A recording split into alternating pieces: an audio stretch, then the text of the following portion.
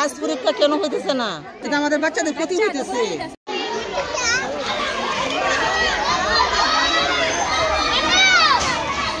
পরীক্ষা হচ্ছে না কেন? শিক্ষকরা কি বলেছে আপনাদেরকে? কিছু বলে না। কি বলে না? অন্য স্কুলে পরীক্ষা নিতেছে না বললে মডেলে নিতেছে না। 300 পরীক্ষা না কেন নাই? ক্লাস পরীক্ষা কেন হইতেছে না? এটা আমাদের বাচ্চাদের ক্ষতি হইতেছে। আমরা তো চাইতেছি যত তাড়াতাড়ি পরীক্ষা দিলে ভালো, তাড়াতাড়ি সমাধান করলে ভালো হয়।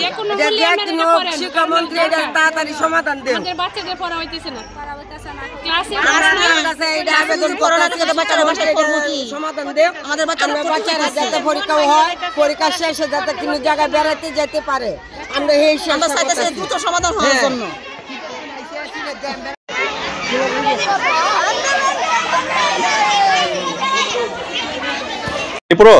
তোমার পরীক্ষা কেন হবে না?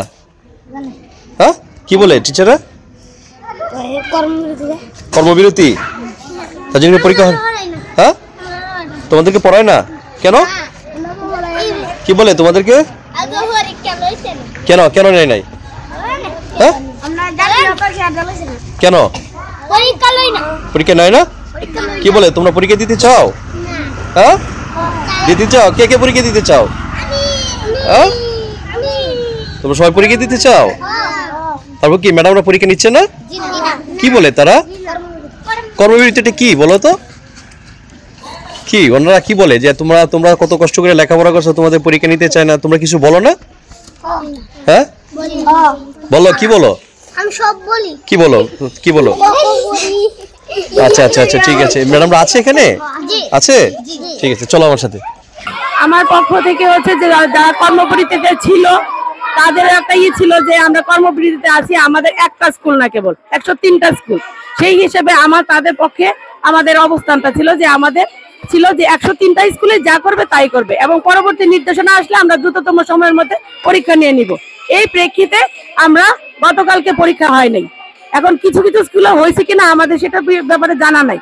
তবে আজকে ছিল যে আমরা আমাদের ঊর্ধ্বতন কর্তৃপক্ষের নির্দেশে আমাদের এখানে আসতে হয়েছে, কারণ প্রধান শিক্ষককে দায়িত্ব দেওয়া হয়েছে তাকে পরীক্ষা নেওয়ার জন্য এবং সহকারীরা তাদের কর্মবিরতিতে ছিল এবং সারা বাংলাদেশ ব্যাপী বিচ্ছিন্নভাবে কেউ ছিল কেউ ছিল না।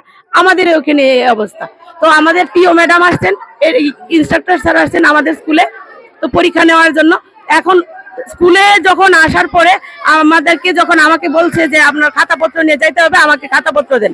ওনাকে আমি যথারীতি দিয়েছি। দেওয়ার পরে যখন বাচ্চারা রুমে ছিল আর ম্যাডাম আর স্যার আমি যখন 3 জন গেলাম, তখন ওরা বললো যে আমাদের টিচারদের লাগবে, আমরা সারা বছর পড়েছি, আমাদের টিচারদের ছাড়া আমরা পরীক্ষা কেমনে দেবো? না, আমি জানি না সেটা, কারণ আমরা 3 জন ছিলাম রুমের ভিতরে। হ্যাঁ, এবং অভিভাবকরাও এখন আবার সক্ষম হয়েছেন টিও ম্যাডাম যে তারা পরীক্ষা দিবে।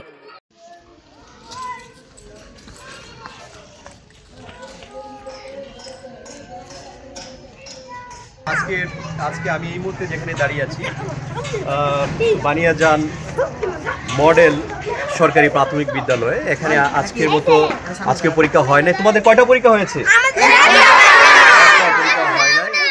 মোটামুটি নেত্রকোনা জেলায় বিচ্ছিন্নভাবে কিছু কিছু জায়গায় পরীক্ষা হয়েছে, কিন্তু এখানে এখন পর্যন্ত কোনো পরীক্ষা হয়নি।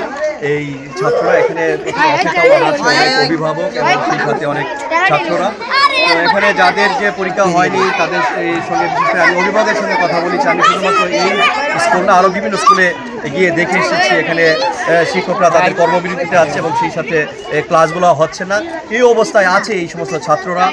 তারা বলছে যে বিশেষ করে অভিভাবকরা বলছে যে দ্রুততম সময়ের মধ্যে এই ছাত্রদেরকে একটি ক্লাসের পরীক্ষা নেওয়ার জন্য ব্যবস্থা করা হোক এবং কর্তৃপক্ষ যেন এই ব্যাপারে যথেষ্ট নজর দেয় এবং দ্রুততর সময়ে যেন এই বার্ষিক পরীক্ষাটা শেষ হয়, এই সমস্ত বাচ্চাগুলা দীর্ঘদিনের অপেক্ষামান বিষয়গুলো যেন শেষ হয়। তারা এই পরীক্ষা শেষে বিভিন্ন জায়গায় ঘুরতে যাবে। তোমরা ঘুরতে যাবে না? পরীক্ষা জায়গায় ঘুরতে যেতে চায়। সেই ক্ষেত্রে তাদের দাবি যে দ্রুত সংকট সমাধান করে যেন একটি পরীক্ষার ব্যবস্থা করা হয় এবং এই বার্ষিক পরীক্ষাটা তাদের দীর্ঘদিনের প্রত্যাশার যে বিষয়টা শেষ করা হয়, এমনটাই জানিয়েছে এই সংশ্লিষ্ট যারা আছে প্রত্যেকেই।